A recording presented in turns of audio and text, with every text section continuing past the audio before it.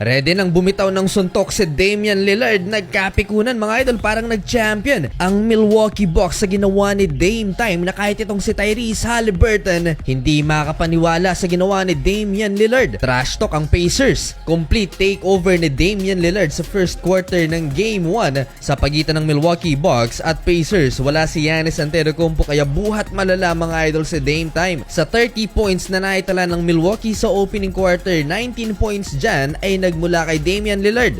Nagpakawala ng 3 3-pointers at inangasan ang bench ng Indiana Pacers. Pumatol din sa kanya ang injured na si Benedict Mathurin at ginantihan din ng trash talk si Lillard. Hindi pa gaanong kumakana si Tyrese Haliburton, 4 points pa lang so far. Leading scorer nila si Pascal Siakam. Last 1 minute sa assist na to ni Damian Lillard kay Pat Connaughton. 4-point play mga idol, na-hype si Giannis at syempre mga idol hindi mawawala si Thanasis Antetokounmpo. Lalo pang dumagungdong ang arena sa 3-point buzzer beater na to ni Damian Lillard. 30-21 lamang ng 9 points ang Milwaukee Bucks led by Dame Time. Second quarter, napakaganda ng ball movement ng home team. Bobby Portis Jr. kumana 8 points na so far habang nasa upuan si Damian Lillard. Nag-breakdown offensively and defensively ang Indiana Pacers kaya umabot ng 19 points ang lamang ng Milwaukee Bucks. Napipiko na si Coach Rick Carlisle sa official mga idol.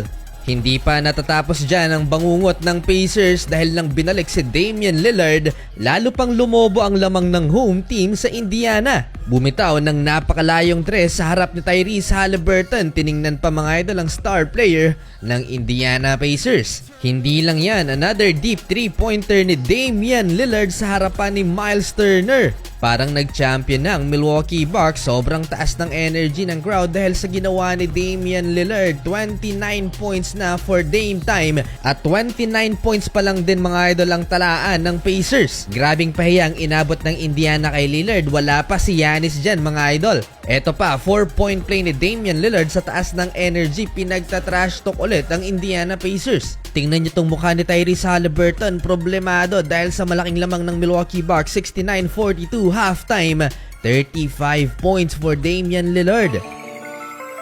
Full charge yata ang relo ngayon ni Damian Lillard, hindi makakapag-anga si Tyrese Haliburton. Third quarter in control pa rin ng Milwaukee Bucks, nagkapikunan pa sa pagitan ni Andrew Nembhard at Damian Lillard. May history pa naman din ang suntukan ng dalawang team na to sa tunnel ngayong season din. Kaya anumang pag-escalate ng tensyon ay pwedeng mauwi sa malaking gulo mga idol pag nagkataon. Tuloy ang laban, second leading scorer si Chris Middleton so far with 16 points, shooting 70% sa field. Last 3 minutes, 7-0 run ng Indiana Pacers, baba sa 14 points ang inahabol nila mga idol. Showtime pa sana si Damian Lillard sa handles niya na to, mintis nga lang ang 3-point step back mga idol. Natapos ang third quarter, 12 points na lang ang hinahabol ng Pacers, 83-71. Kinakabahan na ang Bucks fans pero andyan si Bobby Portis Jr. to stop the run. Bumalik sa 20 points ang lamang ng Milwaukee Bucks, 97-77 at hype na hype sa bench si Damian Lillard. Halfway lamang ng 22 points ang Milwaukee Bucks, parang pinoprovoke ni Bobby Portis Jr. na magalit itong si Tyrese Haliburton.